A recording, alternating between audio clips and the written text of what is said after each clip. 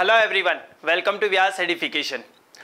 In this session we are going to discuss NCERT and exercise solutions as well as the detailed explanation of all the questions related to chapter number 5 Laws of Motion of class 11th. Clear? So in this lecture you will find the detailed discussion of each and every question as well as all the concept behind that question. Clear? So for each question, and if you have any doubt related to end exercise solutions, so please watch this video and definitely you will get benefited. Clear? So now concentrate on a screen. We are going to discuss each and every question. So let's start. Now dear student, we are going to discuss question number 5.1, and in this question it is given to you, give the magnitude and direction of net force acting on. Clear? So actually 5 different situations are given to you and you have to find what is net force acting on that particular body as well as what is direction of that net force. Clear? So now we are going to discuss each and every case one by one. Clear? So concentrate on the screen. So now let's suppose if I talk about part number A. In this question it is given to you a drop of rain falling down with a constant speed. So in this question it is, let's suppose here we have a raindrop. Actually we know the raindrop is always spherical one, and let's suppose this raindrop is actually falling with constant velocity. It is given in this question. Clear to you? Or we can say it is going with a constant speed. Now we have to find what is net force acting.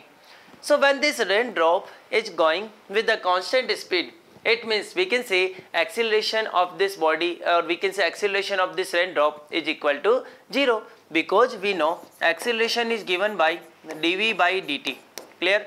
So when acceleration is equal to dv by dt, we can say when speed is speed is constant, at that time we can say acceleration is equal to 0 meter per second square. Clear? So we can write like this. Let's suppose we know mass of a raindrop, so we can say this is mass into acceleration.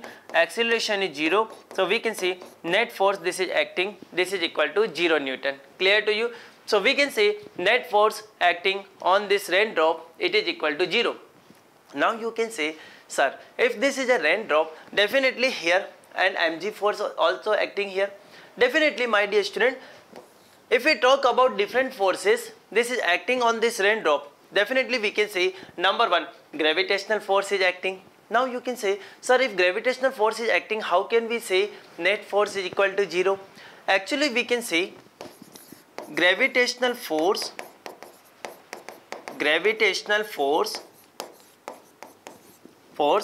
acting on raindrop is balanced by, we can say, upthrust and the viscous drag that is acting on that body. Clear? It balanced by we can say upthrust. Upthrust is also known as buoyant force. Clear? And we can say and viscous drag. Clear to everyone? It means we can say weight due to self weight, or we can say self weight is acting in the vertically downward direction. Because this body is actually moving under a fluid, we can assume air as a fluid. So we can say upthrust is acting in an upward direction. Clear? And definitely because this raindrop is having certain velocity, so we can say according to Stokes law, F equal to 6 pi neta RV. So viscous drag, or we can say viscous force, also come into picture, and it always act in a vertical upward direction. Clear? So gravitational force is balanced by viscous drag and upthrust. Clear? And we can say net force on this raindrop is 0, and we can say this will move with the constant velocity. Clear to everyone? So what is net force in this case? We can say net force we have 0 Newton, and when we have net force 0, it means we cannot say about direction. Clear? So this is all about part number A. Clear? Now if I talk about part number B, a cork of mass 10 gram floating on water. So let's suppose I am taking here one example. Let's suppose I have having this container. Clear? And let's suppose in this container I can say cork is floating at this point. Let's suppose this is cork. Clear?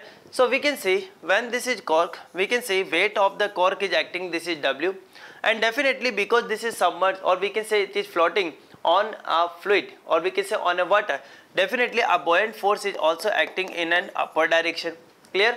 Because this cork is floating, it means we can say net force acting on this cork, this is equal to 0.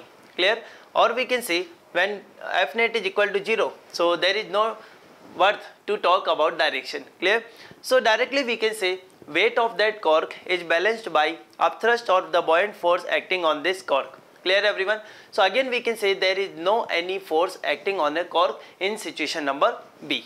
Clear? Now if I talk about number C. Clear?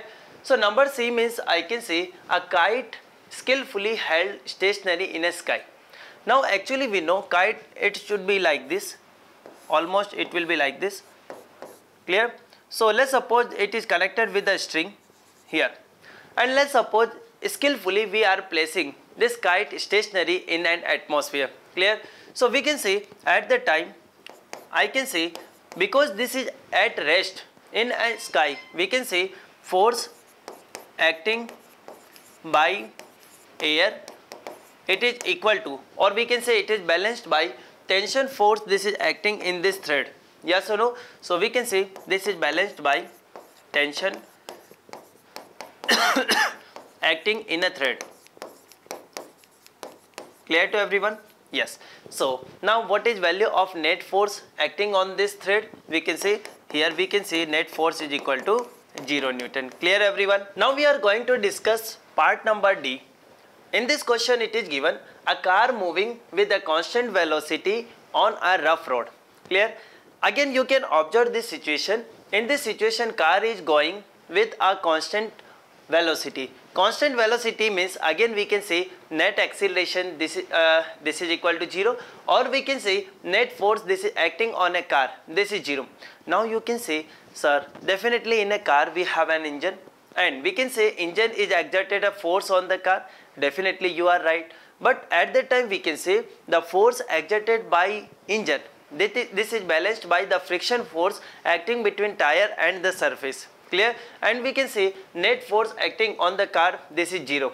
Clear? So we can say car is moving here with constant velocity. Clear to everyone? So this is all about part number D. If we talk about part number E, in part number E it is given to you a high speed electron in space, far from all material object and free from electric and magnetic field. Now listen carefully. Let's suppose we have here a charged particle. Let's suppose I am having here charged particle, and in this question it is given this is electron. This electron is having high speed. Clear? It is far from all material object. It means we can say there is no gravitational force acting on this charged particle, and it is also away from electric and magnetic field. So definitely we can say there is no electric force and no magnetic force is acting on this charged particle. Clear? Actually we know when a charged particle is placed in an electric field, we can say F equal to QE act on that body or on the charged particle, and we also know if this charged particle is in motion, force acting in a magnetic field, this is given by QV cross B. Clear everyone? So from here we can say because electric field and magnetic field both are absent, it means we can say there is no force acting on this electron. Clear?